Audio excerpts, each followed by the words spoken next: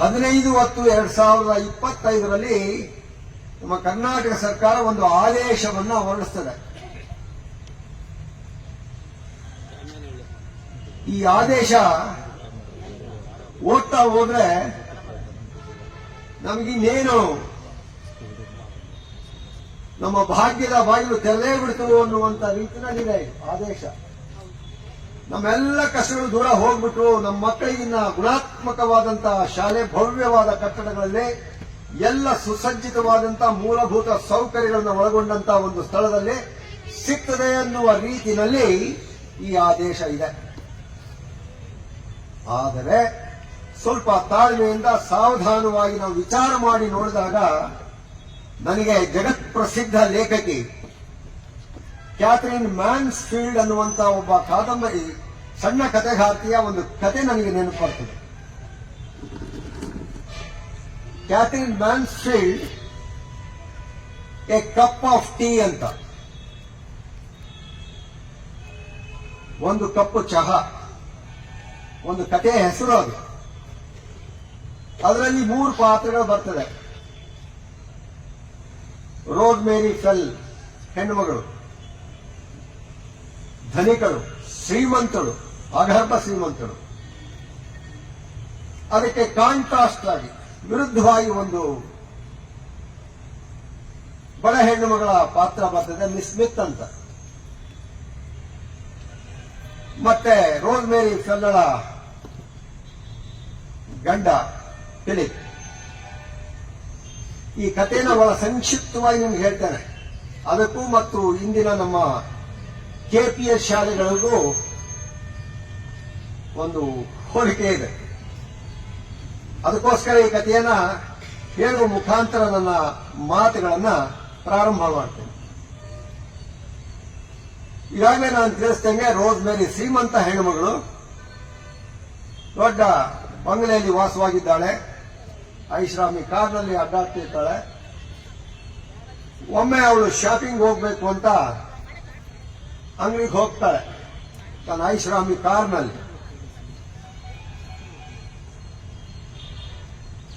ಆ ಶಾಪ್ಗೆ ಹೋದಾಗ ಒಂದು ವಸ್ತು ಅವಳ ಗಮನ ಸೆಳೆಯುತ್ತೆ.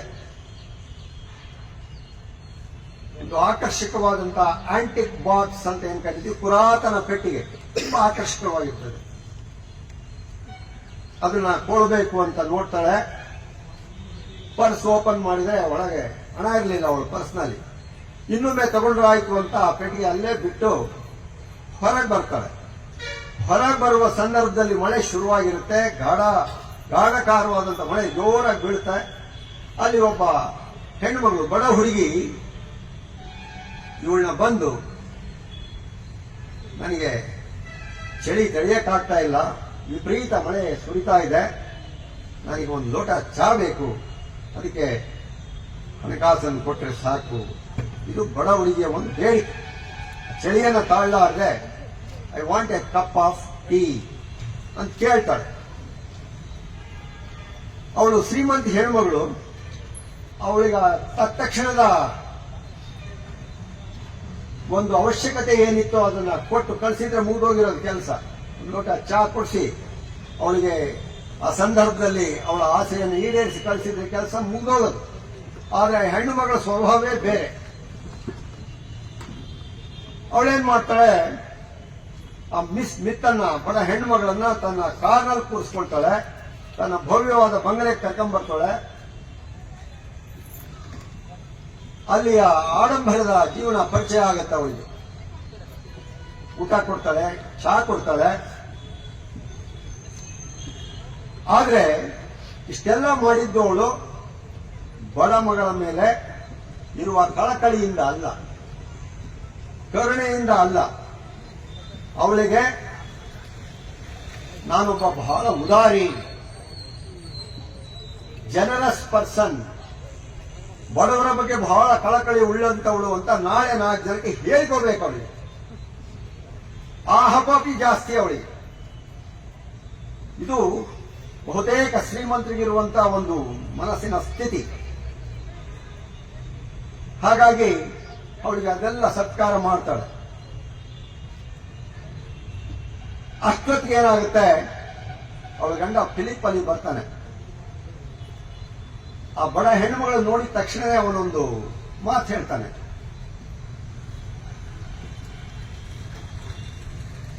ವಾಟ್ ಎನ್ ಅಟ್ರಾಕ್ಟಿವ್ ಗರ್ಲ್, ಎಂತ ಸುಂದರ ಹೆಣ್ಣುಮಗಳು, ಎಂತ ಸುಂದರಿ.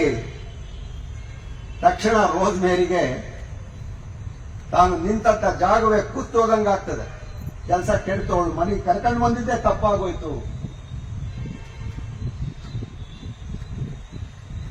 ನನಗೂ ಮುಂದೆ ತೊಂದರೆ ಆಗ್ಬಹುದು, ಅವಳು ಇಲ್ಲಿ ಇಟ್ಕೊಂಡ್ರೆ ಮನೆಯಲ್ಲಿ ಅಂತ ತಕ್ಷಣ ಅವಳು ಅಲ್ಲಿಂದ ಸಾಗಾಗ್ತಾಳೆ. ಅವಳಿಗೆ ಅಸಹಾಯಕಳಾಗಿ ಹೊರಗೆ ಬರ್ತಾಳೆ. ಇದು ಇಷ್ಟು ಕತೆ. ಆದ್ರೆ ಈ ಕತೆಗೂ ನಮ್ಮ ಇಂದಿನ ಒಂದು ಮುಖ್ಯ ಉದ್ದೇಶ ಏನಿಟ್ಕೊಂಡು ಈ ಸಮಾವೇಶವನ್ನು ಹಮ್ಮಿಕೊಂಡಿದೀವಲ್ಲ, ಇದಕ್ಕೂ ಏನ್ ಸಂಬಂಧ ಇದೆ ಅದು ಬಹಳ ಮುಖ್ಯವಾದದ್ದು.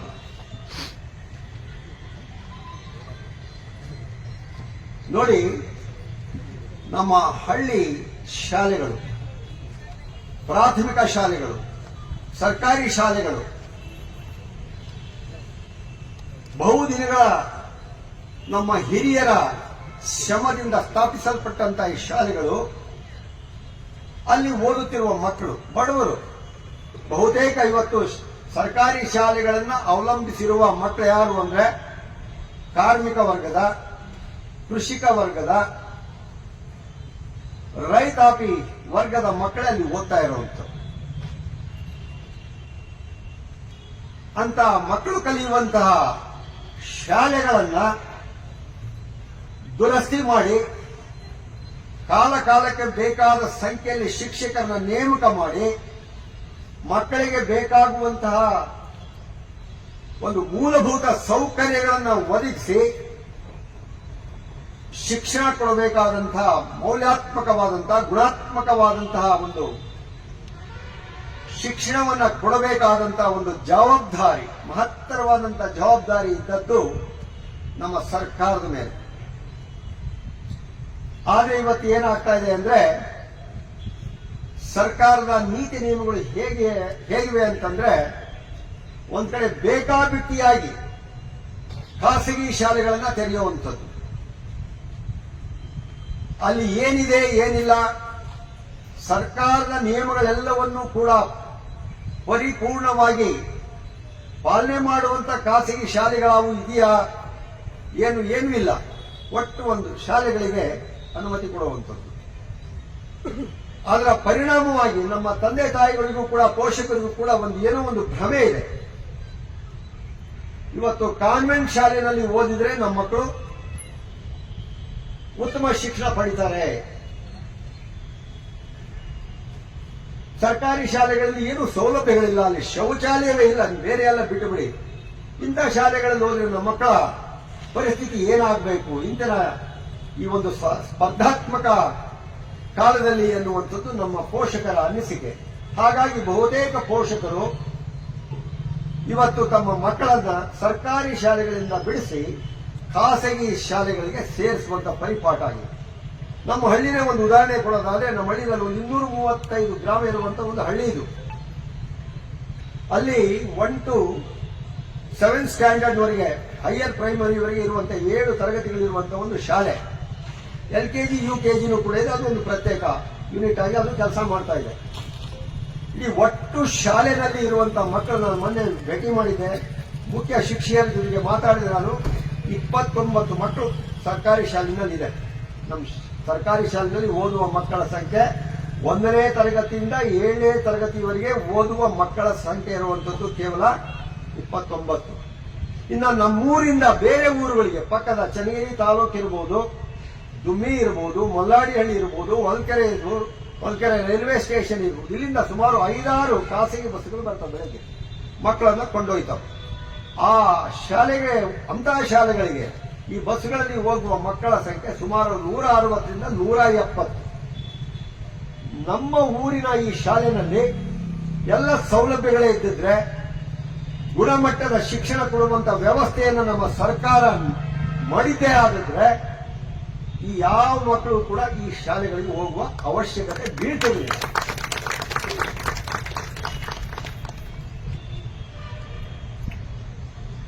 ಇಲ್ಲೇ ಇರೋದು ನೋಡಿ, ಆ ಹುಡುಗಿ ಬಡ ಹುಡುಗಿ ಕೇಳಿದ್ದೇನು, ಎ ಕಪ್ ಆಫ್ ಟೀ. ನನಗೆ ಚಳಿ ಆಗ್ತಾ ಇದೆ, ದಯಮಾಡಿ ನನಗೆ ಒಂದು ಕಪ್ ಚಹಾ ಕೊಡಿ ಅಂತ ಕೇಳಿದ್ರು. ನಾವು ಕೇಳ್ತಾ ಇರೋದು ಸರ್ಕಾರವನ್ನ ಇಷ್ಟೇ, ನಮಗೊಂದು ಕಪ್ ಟೀ ಕೊಡಿ ಸಾಕು, ನಮ್ಮ ಶಾಲೆಗಳನ್ನ ದುರಸ್ತಿ ಮಾಡಿ, ನಮ್ಮ ಶಾಲೆಗಳು ನಮ್ಮ ಮಕ್ಕಳಿಗೆ ಸಿಗಲಿ. ಯಾಕೆಂದ್ರೆ ಆ ಶಾಲೆಗಳು ಕೇವಲ ಕಟ್ಟಡಗಳಲ್ಲ, ನಮ್ಮ ಹಳ್ಳಿ ಮಕ್ಕಳ, ಗ್ರಾಮೀಣ ಮಕ್ಕಳ, ಅನಕ್ಷರಸ್ಥ ತಂದೆ ತಾಯಿ ಮಕ್ಕಳ ಭವಿಷ್ಯವನ್ನ ರೂಪಿಸುವ, ಅವರಿಗೆ ಒಂದು ಸಾಂಸ್ಕೃತಿಕ ನೆಲೆಗಟ್ಟನ್ನ ಕೊಡುವಂತಹ ಜ್ಞಾನ ದೇಗುಲಗಳು.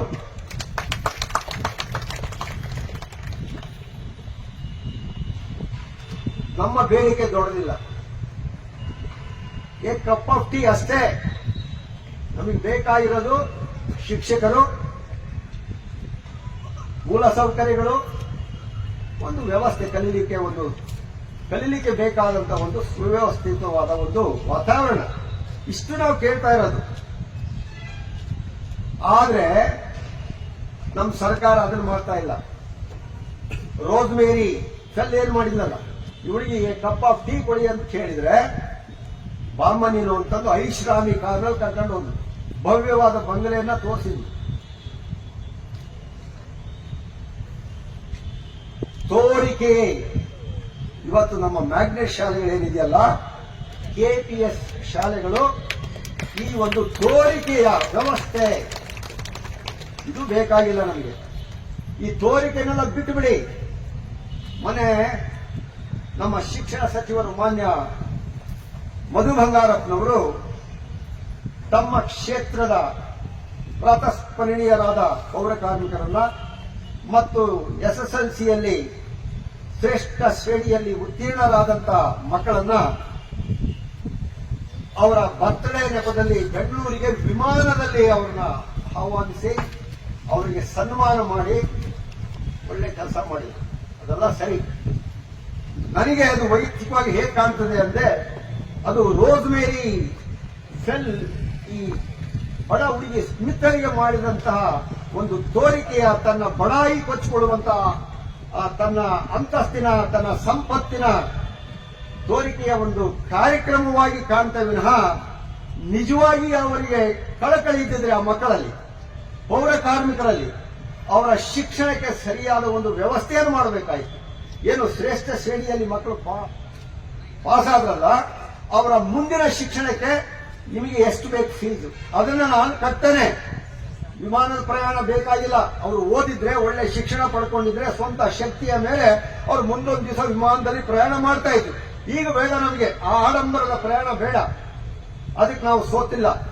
ನಮಗೆ ಬೇಕಾಗಿರೋದು, ನಮ್ಮ ವಿದ್ಯಾಭ್ಯಾಸಕ್ಕೆ ಬೇಕಾಗಿರೋ ತತ್ಕ್ಷಣದ ಅವಶ್ಯಕತೆ ಏನಿದೆ, ಅನುಕೂಲ, ಅದು ಬೇಕಾಗಿರೋದು ನಮಗೆ. ಅದನ್ನು ಒದಗಿಸಿಕೊಡಿ ಅಂತ ನಾವು ಕೇಳಬೇಕಾಗಿದೆ. ನಮಗೆ ಈ ತೋರಿಕೆ ಕಾರ್ಯಕ್ರಮಗಳು ಬೇಡಲಿ. ಮುಂದೊಂದು ಅವಳು ಆಕರ್ಷಣೀಯವಾದ ಪೆಟ್ಟಿಗೆ ನೋಡಿದ್ಲು, ತಗೊಳ್ಳಿಕ್ಕೆ ಪರ್ಸನಲ್ ದುಡ್ಡು ಇರಲಿಲ್ಲ. ಆ ದುಡ್ಡು ಬೇಕಾಗಿದ್ದು ಯಾರಿಂದ? ಫಿಲಿಪ್ನಿಂದ. ಗಂಡ ಕೊಡಬೇಕಾಗಿತ್ತು. ಇವತ್ತು ನಮ್ಮ ಪಬ್ಲಿಕ್ ಶಾಲೆಗಳನ್ನ ತೆರಿತೀವಿ ಅಂತ ಹೇಳ್ತಾ ಇದ್ದಾರೆ. ಇದರಲ್ಲೆಲ್ಲ ವಿವರಣೆ ಕೊಟ್ಟಿದ್ದಾರೆ. ಅದಕ್ಕೆ ಬೇಕಾದಂತ ಎಲ್ಲ ಮೂಲಭೂತ ಸೌಕರ್ಯಗಳನ್ನ, ಸುಸಜ್ಜಿತವಾದಂತ ವ್ಯವಸ್ಥೆಯನ್ನ ನಾವು ಮಾಡ್ತೇವೆ ಅಂತ ಸರ್ಕಾರ ಇದರಲ್ಲಿ ಹೇಳಿದೆ. ಅದಕ್ಕೆ ಹಣ ಎಲ್ಲಿಂದ ಇದೆ? ಫಿಲಿಪ್ನ ಕೇಳಬೇಕು, ರೋಸ್ಮೇರಿ ನನ್ನ ಗಂಡನನ್ನು ಕೇಳಬೇಕು. ಅವ್ರು ಯಾರು? ಈ ಫಿಲಿಪ್ ಯಾರು? ಎಡಿಬಿ ಇದೆ, Asian development bank, world bank ಮತ್ತು ಕಾರ್ಪೊರೇಟ್ ಕುಳಗಳು. ಯಾಕ್ರಿ ನಮ್ಮ ಮಕ್ಕಳನ್ನ ತಗೊಂಡೋಗಿ ಈ ಕಾರ್ಪೊರೇಟ್ ಕುಳಗಳಿಗೆ ಒತ್ತಿಯಾಗಿರ್ತೀರಿ? ಅವರು ಸುಮ್ಮನೆ ನಮಗೆ ಸಾಲ ನೀಡಲ್ಲ, ಬಡ್ಡಿಗೆ ಬಡ್ಡಿ, ಚಕ್ರ ಬಡ್ಡಿಯನ್ನು ನಮ್ಮನ್ನ ವಸೂಲು ಮಾಡ್ತಾರೆ. ಮುಂದೆ ಸ್ವಲ್ಪದಲ್ಲಿ ಆಗಬೇಕಾದಂತ ಒಂದು ಕಾರ್ಯಕ್ರಮವನ್ನು ಮರೆತು ನಿಮಗೆ ಭವ್ಯವಾದ ಒಂದು ಒಳ್ಳೆಯ ಸಂಕೀರ್ಣದಲ್ಲಿ LKGಯಿಂದ PUC ವರೆಗಿನ ಶಿಕ್ಷಣ ಒಂದೇ ಒಂದು ಅಂಗಳದಲ್ಲಿ ಸಿಗುವಂತೆ ನಾವು ಮಾಡ್ತೀವಿ ಅಂತ ಹೇಳ್ತಾ ಇದ್ದೀರಲ್ಲ, ಅಲ್ಲಿಯೂ ಕೂಡ ಒಂದು ದೊಡ್ಡ ವೈಫಲ್ಯ ಎದ್ದು ಕಾಣ್ತದೆ ನಮಗೆ. ಕಾರಣ ಇಷ್ಟೇ, LKGಯಿಂದ PUC ವರೆಗೆ ಮಕ್ಕಳು ಒಂದೇ ಒಂದು ಅಂಗಳದಲ್ಲಿ ಸೇಮ್ ಕ್ಯಾಂಪಸ್ನಲ್ಲಿ ಓದ್ಲಿಕ್ಕೆ ಬಂತು ಅಂದ್ರೆ ಮಕ್ಕಳು ಯಾರು ವಿವಿಧ ವಯೋಮಾನದ ಮಕ್ಕಳಿಗೆ ಬರ್ತಾರೆ. LKG ಮಕ್ಕಳ ವಯೋಮಾನವೇ ಬೇರೆ, ಪ್ರೈಮರಿ ಮಕ್ಕಳ ವಯೋಮಾನವೇ ಬೇರೆ, ಪ್ರೌಢಶಾಲಾ ವಿದ್ಯಾರ್ಥಿಗಳ ವಯೋಮಾನವೇ ಬೇರೆ, PUC ಕಲಿಯುವಂತಹ ವಿದ್ಯಾರ್ಥಿಗಳ ವಯೋಮಾನವೇ ಬೇರೆ. ಇವರೆಲ್ಲರನ್ನೂ ಕೂಡ ಒಂದೇ ಕ್ಯಾಂಪಸ್ನಲ್ಲಿ ಕೂಡಿ ಹಾಕಿದ್ರೆ ಬಹುಶಃ ದೊಡ್ಡ ವಯಸ್ಸಿನ ಮಕ್ಕಳ ಚಟುವಟಿಕೆಗಳು ಸಣ್ಣ ವಯಸ್ಸಿನ ಮಕ್ಕಳ ಮೇಲೆ ಉಂಟು ಮಾಡಬಹುದಾದ ಪರಿಣಾಮದ ಬಗ್ಗೆ ಸರ್ಕಾರ ಯೋಚನೆ ಮಾಡಬೇಕಾಗಿತ್ತು. ಇದು ಒಂದು ಕೂಡ ದೊಡ್ಡದಾದ ಒಂದು ಲೋಪ ಈ ವ್ಯವಸ್ಥೆಯಲ್ಲಿ ನಮಗೆ ಕಾಣ್ತಾ ಇದೆ. ಆದ್ರಿಂದ ನಮಗೆ ಇಂತಹ ಆಕರ್ಷಣೀಯವಾದಂತಹ ಬಂಡವಾಳವನ್ನ ಬೇಡುವಂತಹ ಐಸ್ ಕ್ರೀಮ್ ಬೇಡ. ನಾವು ಕೇಳಿದ್ರು ಎ ಕಪ್ ಆಫ್ ಟೀ, ನೀವು ಹೇಳ್ತಾ ಇರೋದು ನಾವು ಸ್ಟಾರ್ ಹೋಟೆಲ್ ನಿಮ್ಗೆ ಐಸ್ ಕ್ರೀಮ್ ಕೊಡ್ತೀವಿ ಅಂತ ಹೇಳ್ತಾ ಇದ್ದೀವಿ. ಐಸ್ ಕ್ರೀಮ್ ಬೇಡ ನಮಗೆ ಟೀ ಕೊಡಿ. ಸದ್ಯ ನಮಗೆ ನಮ್ಮ ಶಾಲೆಗಳನ್ನು ದುರಸ್ತಿ ಮಾಡಿ ಅವನು ಉಳಿಸಿ, ನಮ್ಮ ಶಾಲೆಗಳು ನಮಗೆ ಉಳಿಬೇಕು, ಇಷ್ಟೇ ಮುಖ್ಯ. ನಮಗೆ ನೀವೇನು ಮಾಡಿದ್ರು ನಮಗೆ ಬೇಕಾಗಿಲ್ಲ. ಯಾಕೆಂದ್ರೆ ನನ್ನ ವೈಯಕ್ತಿಕ ಅನುಭವ ಹೇಳ್ತೇನೆ. ನನ್ನ ಇಡೀ ವಿದ್ಯಾಭ್ಯಾಸ ಆಗಿದ್ದೆ ಸರ್ಕಾರಿ ಶಾಲೆಗಳಲ್ಲಿ, ಕಾಲೇಜುಗಳಲ್ಲಿ. 1ರಿಂದ PUC ವರೆಗೆ ಕನ್ನಡ ಮಾಧ್ಯಮದಲ್ಲಿ ಓದಂತವನು ನಾನು. ಯಾರು ನಮ್ಮ ತಂದೆ ತಾಯಿಗಳಿದ್ದೀರಿ, ನೀವು ಪೋಷಕರಿದ್ದೀರಿ, ಅವರಿಗೆ ನಾನು ಮನವಿ ಮಾಡಿಕೊಳ್ತೇನೆ. ನಿಮ್ಮ ಮನಸ್ಸಿನಲ್ಲಿ ಏನು ಒಂದು ಭ್ರಮೆ ಇದೆ, ಇಂಗ್ಲಿಷ್ ಮಾಧ್ಯಮದಲ್ಲಿ ಓದಿದ್ರೆ ನನ್ನ ಮಕ್ಕಳು ಅವ್ರಿಗೆ ಎಲ್ಲಿಲ್ಲದ ಸೌಭಾಗ್ಯ ಸಿಕ್ಕಿಬಿಡುತ್ತೆ, ಏನೆಲ್ಲ ಅನುಕೂಲಗಳು ಒದಗಿ ಬರುತ್ತೆ ಅನ್ನೋ ಒಂದು ಭ್ರಮೆನಲ್ಲಿದ್ದೀರಿ. ಖಂಡಿತ ನಾನು ನಿಮಗೆ ನನ್ನ ವೈಯಕ್ತಿಕ ಒಂದು ಉದಾಹರಣೆಯನ್ನು ಕೊಡಲಿಕ್ಕೆ ಇಚ್ಛೆ ಪಡ್ತೇನೆ.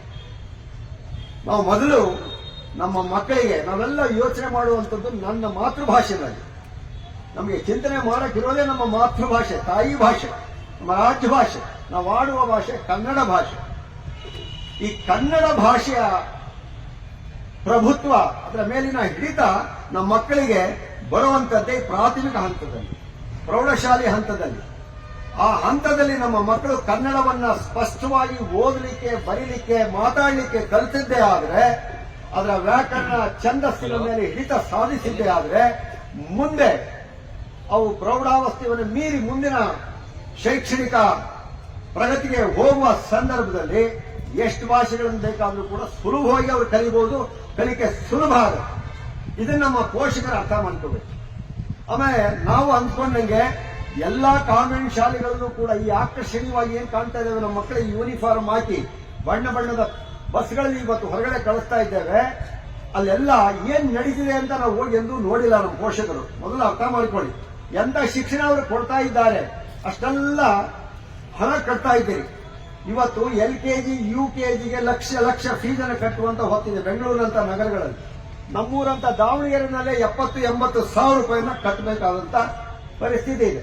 ಇಂಥ ಸಂದರ್ಭದಲ್ಲಿ ನಮಗೆ ಇಷ್ಟೊಂದು ಹಣ ಕೊಟ್ಟು ಹಣಕ್ಕೆ ಆ ಮೌಲ್ಯಕ್ಕೆ ಸಮಾನವಾದಂತಹ ಒಂದು ವ್ಯಕ್ತಿತ್ವವನ್ನು ನಮಗೆ ಈ ಶಾಲೆಗಳು ಕೊಡ್ತವೆ ಅನ್ನುವ ಪ್ರಶ್ನೆ ನಾವು ಹಾಕೊಳ್ಬೇಕು. Is it worth spending? ಇಂಥ ಹಣವನ್ನ, ಇಷ್ಟೊಂದು ಹಣವನ್ನ ಅಂತ ಶಿಕ್ಷಣದ ಮೇಲೆ ನಾವು ವಿನಿಯೋಗಿಸಬೇಕೆ ಅನ್ನುವಂಥ ಪ್ರಶ್ನೆಯನ್ನ ನಮ್ಮ ಪೋಷಕರು ಇವತ್ತು ಖಂಡಿತವಾಗಿ ಯೋಚನೆ ಮಾಡಬೇಕು. ಅದರ ಬದಲಾಗಿ ಸುಲಭವಾಗಿ, ಉಚಿತವಾಗಿ ನಮ್ಮ ಸಂವಿಧಾನದ ಆಶಯದಂತೆ ಏನು ಕಡ್ಡಾಯ ಶಿಕ್ಷಣ ನಮ್ಮ ಮಕ್ಕಳಿಗೆ ಸಿಗಬೇಕಲ್ಲ, 1ರಿಂದ 14ನೇ ವರ್ಷದವರೆಗೆ ಕಡ್ಡಾಯ ಶಿಕ್ಷಣ, ಅದನ್ನ ಅರ್ಥಪೂರ್ಣವಾದಂತಹ ರೀತಿಯಲ್ಲಿ ಕಲಿಸ್ಕೊಡಿ, ಅದಕ್ಕೆ ವ್ಯವಸ್ಥೆ ಮಾಡಿ, ಟ್ರೈನ್ ಟೀಚರ್ಸ್ ಅನ್ನ ನೇಮಕ ಮಾಡಿ, ಅವರಿಗೆ ಕೈ ತುಂಬ ಸಂಬಳ ಕೊಡಿ. ಅದು ಬಿಟ್ಟು 2,000 ಕೋಟಿ ಸಾಲ ಸಿಗ್ತದೆ ಅನ್ನೋ ಕಾರಣಕ್ಕೆ ADBಯಿಂದ ಇಂಥ ಮ್ಯಾಗ್ನೆಟ್ ಶಾಲೆಗಳನ್ನ ತೆಗಿತೇವೆ. ಮತ್ತಿದ್ರಲ್ಲಿ ಇನ್ನೊಂದು ಅಂಶವನ್ನು ಹೇಳಿದ್ದಾರೆ. ಏನು, ಈಗ 5-6 ಕಿಲೋಮೀಟರ್ ವ್ಯಾಪ್ತಿನಲ್ಲಿ ಬರುವ ಎಲ್ಲ ಶಾಲೆಗಳನ್ನು ಎಲ್ಲೆಲ್ಲಿ ಸ್ಟ್ರೆಂತ್ ಕಡಿಮೆ ಆಗ್ತಾ ಇದೆ, ವಿದ್ಯಾರ್ಥಿಗಳ ಸಂಖ್ಯೆ ಕಡಿಮೆ ಆಗ್ತಾ ಇದೆ, ಅಂತ ಶಾಲೆಗಳನ್ನ ಈ ಮ್ಯಾಗ್ನೆಟ್ ಶಾಲೆಗೆ, ಪಬ್ಲಿಕ್ ಶಾಲೆಗೆ ಸೇರಿಸ್ತೇವೆ. ಮತ್ತೆ ಈ ಮಕ್ಕಳಲ್ಲಿ ಕರ್ಕೊಂಡು ಹೋಗ್ಲಿಕ್ಕೆ ಬಸ್ ಸಂಚಾರದ ವ್ಯವಸ್ಥೆ ನಾವು ಮಾಡ್ತೀವಿ ಅಂತ ಸರ್ಕಾರ ಹೇಳ್ತಾ ಇದೆ. ಇದ್ದೂರಿನಲ್ಲೇ ಶಾಲೆ ಇದ್ದು, ತಂದೆ ತಾಯಿಗಳೇ ಇದ್ರಿಗಿದ್ದು, ಪೋಷಕರೇ ಇದ್ರಿಗಿದ್ದು, ಅವ್ರ ಮೇಲ್ವಿಚಾರಣೆಯಲ್ಲೇ ಓದಿರುವಂತ ಮಕ್ಕಳು ಪ್ರತಿನಿತ್ಯ 5-6 ಕಿಲೋಮೀಟರ್ ಹೋಗಿ ಆ ಶಾಲೆಗಳಲ್ಲಿ ಓದುವುದು ಯಾವ ಗ್ಯಾರಂಟಿ ಅನ್ನುವಂಥದ್ದನ್ನು ನಾವು ಇವತ್ತು ವಿಚಾರ ಮಾಡಬೇಕಾಗಿದೆ. ಪೋಷಕರೇ, ನಾವು ಸಾವಧಾನದಿಂದ, ಒಗ್ಗಟ್ಟಾಗಿ ಒಂದೇ ಮನಸ್ಸಿನಿಂದ ಪ್ರಾಮಾಣಿಕವಾಗಿ ಸತ್ಯ ಮಾರ್ಗದಲ್ಲಿ ಹೋರಾಟ ಮಾಡಿ ನಮ್ಮ ಶಾಲೆಗಳನ್ನು ನಾವು ಉಳಿಸ್ಕೊಳ್ಬೇಕಾಗಿದೆ. ಇರೋದು ಏಕೈಕ ಮಾರ್ಗ ಒಂದೇ. ನಮಗೆ ಆಡಂಬರದ ತೋರಿಕೆಯ ಶಿಕ್ಷಣ ಬೇಡ. ನಮಗೆ ಮೌಲ್ಯಯುತವಾದ ನಮ್ಮ ವ್ಯಕ್ತಿತ್ವವನ್ನು ರೂಪಿಸುವಂತ, ನಮ್ಮೂರಿನ ಸಂಸ್ಕೃತಿಯನ್ನು ನಮಗೆ ಪರಿಚಯ ಮಾಡಿಕೊಡುವಂತ ನಮ್ಮೂರಿನ ಶಾಲೆಯ ಶಿಕ್ಷಣ ನಮಗೆ ಬೇಕು. ಇದು ನಮ್ಮ ಬೇಡಿಕೆ ಆಗಬೇಕು. ನಾನು ಈ ಸಂದರ್ಭದಲ್ಲಿ ನಮ್ಮ ಮಾನ್ಯ ಮುಖ್ಯಮಂತ್ರಿಗಳಿಗೆ ಈ ವೇದಿಕೆಯ ಮುಖಾಂತರ ಒಂದು ಮನವಿ ಮಾಡಿಕೊಳ್ತಾನೆ. ನಾನು ಯಾವ ಪಕ್ಷದ ವ್ಯಕ್ತಿಯೂ ಅಲ್ಲ, ಆದರೆ ಮಾನವ ಧರ್ಮದ ಪರವಾಗಿರುವಂಥದ್ದು. ಜಾತಿ ಕುಲ ಗೋತ್ರ ಏನು ಗೊತ್ತಿಲ್ಲ ನಮಗೆ. ಮನುಷ್ಯ ಕುಲ ಒಂದೇ. ಮನುಷ್ಯ ಕುಲ ತಾನೊಂದೇ ವಲಂ ಅಂತ ಏನು ಪಂಪ ಹೇಳ್ತಾನೆ, ಅಂಥದ್ರಲ್ಲಿ ನಂಬಿಕೆ ಇರುವಂತ ವ್ಯಕ್ತಿ ನಾನು. ಆದರೂ ಕೂಡ ನಾನು ಕಳೆದ ಬಾರಿ ಚುನಾವಣೆಯಲ್ಲಿ ಕಾಂಗ್ರೆಸ್ ಪಕ್ಷದ ಪರವಾಗಿ ನಾನು ಪ್ರಚಾರ ಮಾಡಿದೆ. ಇದನ್ನು ವೇದಿಕೆ ಮೇಲೆ ಹೇಳ್ತಾ ಇದ್ದೇನೆ. ಕಾರಣ ಇಷ್ಟೇ, ಈ ಸರ್ಕಾರ ಬಡವರ ಪರ ಸರ್ಕಾರ. ಅವರಿಗೆ ಧ್ವನಿಯಾಗಿ, ಅವರಿಗೆ ಬೆನ್ನೆಲುಬಾಗಿ, ಅವರಿಗೆ ಸಂಪೂರ್ಣವಾಗಿ ಬಡವರ ಪರ, ಕಾರ್ಮಿಕರ ಪರ, ಕೃಷಿಕರ ಪರವಾಗಿ ನಿಂತು ಅನುಕೂಲ ಮಾಡಿಕೊಳ್ಳುತ್ತೆ ಅನ್ನುವಂಥ ಏಕೈಕ ನಂಬಿಕೆಯಿಂದ, ವಿಶ್ವಾಸದಿಂದ ನಾನು ಅವರ ಪರವಾಗಿ ಮಾಡಿದೆ. ಮಾನ್ಯ ಸಿದ್ದರಾಮಯ್ಯನವರು ಕೂಡ ಹೇಳ್ತಾರೆ, ನಾನೊಬ್ಬ ಸಾಮಾಜಿಕ ನ್ಯಾಯಕ್ಕೋಸ್ಕರ ಇರುವಂತ ವ್ಯಕ್ತಿ, ಅಹಿಂದ ಗುಂಪಿನ ನಾಯಕ, ಅವರೆಲ್ಲರ ಏಳಿಗೆ ನನ್ನ ಪರಮೋಚ್ಚ ಗುರಿ. ಹಾಗೆ ಕೆಲವು ಸಂದರ್ಭದಲ್ಲಿ ನಡ್ಕೊಂಡು ಬಂದಿದ್ದಾರೆ, ಅವರಲ್ಲಿ ವಿಶ್ವಾಸ ಇದೆ. ಮುಖ್ಯಮಂತ್ರಿಗಳು ನಾನು ಈ ಸಂದರ್ಭದಲ್ಲಿ ಈ ವೇದಿಕೆ ಮುಖಾಂತರ ವಿನಂತಿ ಮಾಡಿಕೊಳ್ತಾನೆ, ಮಾನ್ಯ ಮುಖ್ಯಮಂತ್ರಿಗಳೇ, ನೀವೆಲ್ಲ ಬುದ್ಧ, ಬಸವ, ಗಾಂಧಿ, ಅಂಬೇಡ್ಕರ್, ಸಾವಿತ್ರಿಬಾಯಿ ಫುಲೆ, ಜ್ಯೋತಿಬಾಯಿ ಫುಲೆ ಇಂಥವರ ತತ್ವದಲ್ಲಿ, ಆದರ್ಶಗಳಲ್ಲಿ ನಂಬಿಕೆ ಇರುವಂಥವರು, ಅದನ್ನ ಚಾಚೂ ತಪ್ಪದೆ ಪರಿಪಾಲನೆ ಮಾಡ್ತೀನಿ ಅಂತ ತಮ್ಮನ್ನ ತಾವು ಸಮರ್ಥಿಸಿಕೊಳ್ತಾ ಇರುವಂತಹ ಮುಖ್ಯಮಂತ್ರಿಗಳು ನೀವು. ವೇದಿಕೆಗಳಿಂದ ಸಾಕಷ್ಟು ಬಾರಿ ಹೇಳಿದ್ದೀರಿ, ನೀವು ನಿಮ್ಮ ನೇತೃತ್ವದಲ್ಲಿ ಇಂತಹ ಒಂದು ಕರಾಳವಾದಂತಹ ಒಂದು ಆದೇಶ ಹೊರಗೆ ಬಂದಿದೆ ಅಂದ್ರೆ ಖಂಡಿತ ನೀವು ಹೇಗೆ ಸಂವಿಧಾನದ ಆಶಯದ ಪರವಾಗಿ ನಾನು ಕೆಲಸ ಮಾಡ್ತಿದ್ದೀನಿ ಅಂತ ಸಮರ್ಥನೆ ಮಾಡಿಕೊಳ್ಳಲಿಕ್ಕೆ ಸಾಧ್ಯವಾಗ್ತದೆ. ಬೇಡ, ಇನ್ನೂ ನಿಮ್ಮಲ್ಲಿ ನಮಗೆ ವಿಶ್ವಾಸವಿದೆ, ನಂಬಿಕೆ ಇದೆ. ನೀವು ನಮಗೆ ಎ ಕಪ್ ಆಫ್ ಟೀ ಕೊಡಿ ಸಾಕು. We don't want ice cream in a star hotel. ನಮಗೆ ಪಂಚತಾರ ಹೋಟೆಲ್ಗಳು ಬೇಡ, ಪಬ್ಲಿಕ್ ಶಾಲೆಗಳು ಬೇಡ, ಆಕರ್ಷಣೀಯವಾಗಿ ತೋರಿಕೆಗಾಗಿ ಇರುವಂತಹ ಶಾಲೆಗಳು ನಮಗೆ ಬೇಡ. ನಮಗೆ ಬೇಕಾಗಿರೋದು ನಮ್ಮ ಮಕ್ಕಳ ಜ್ಞಾನವನ್ನ ಅರಳಿಸುವಂತಹ, ಅವರನ್ನ ನಿಜವಾದ ನೆಲೆಯಲ್ಲಿ ವ್ಯಕ್ತಿಗಳನ್ನಾಗಿ ರೂಪಿಸುವಂತಹ, ಮನುಷ್ಯರಾಗಿ ರೂಪಿಸುವಂತಹ ಈ ಸರ್ಕಾರಿ ಶಾಲೆಗಳ ಪರವಾಗಿ ನೀವು ಮಾತಾಡಬೇಕು ಮತ್ತು ಅವುಗಳನ್ನು ಉಳಿಸಬೇಕು. ಇದನ್ನು ನೀವು ಮಾಡಿಕೊಳ್ಬೇಕು. ಇಲ್ಲದೆ ಹೋದ್ರೆ ನಿಮಗೆ ಅಪಖ್ಯಾತಿ ಬರ್ತದೆ. ಮುಂದೆಂದೂ ಕೂಡ ಇವರ ಹೆಸರುಗಳನ್ನ ಹೇಳಿಕೊಳ್ಳುವಂತ ಒಂದು ನೈತಿಕತೆ ನಿಮಗೆ ಉಳಿಯೋದಿಲ್ಲ ಅನ್ನೋ ಮಾತನ್ನು ಈ ಸಂದರ್ಭದಲ್ಲಿ ನಾನು ನಿಮಗೆ ಹೇಳ್ತಾ ಇದ್ದೇನೆ.